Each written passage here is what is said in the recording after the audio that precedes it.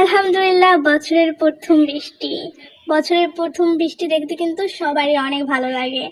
আর এইবার রোজার মাসটা এত সুন্দর কাটিয়েছি, আল্লাহর বিশেষ রহমত ছাড়া এত সুন্দর জীবন কাটানো সম্ভব নয়।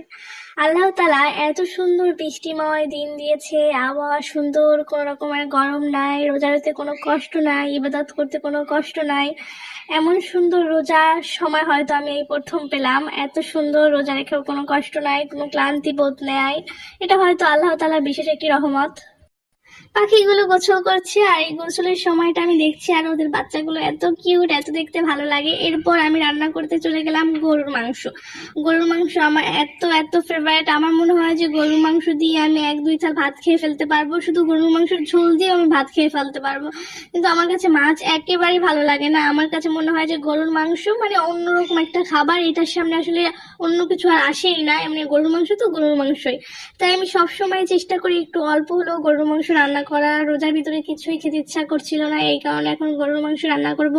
আর কার কার আমার মতন গরুর মাংস খেতে এত ভালো লাগে আমি জানি না, কেন জানি আমাকে গরুর মাংস বারবার টানে। আর আমার মনে হয় যে গরুর মাংস খেতেই অনেক মজা, এটা একটা অন্যরকমের মজা পাই গরুর মাংসটা খেয়ে। আর তাই আমি মজা করে আজকে গরুর মাংস, আর চারিদিকে একটু হালকা বাতাসের আবহাওয়াটাও অনেক সুন্দর বৃষ্টিময়, এই নিয়ে আলহামদুলিল্লাহ। আমাদের উচিত যে কোনো অবস্থায়, যে কোনো রকমের অবস্থায় আল্লাহ তাআলার কাছে সব সময় শুকরিয়া আদায় করা। কারণ যদি আপনার মন খারাপ হয়, মনে হয় যে আমি এটা পাচ্ছি না, ওটা পাচ্ছি না, তাহলে আপনি একবার করে হসপিটালে গিয়ে ঘুরে আসবেন, তারপরে দেখে আসবেন যে আসলে মানুষের জীবনে কতটা কষ্ট থাকতে পারে।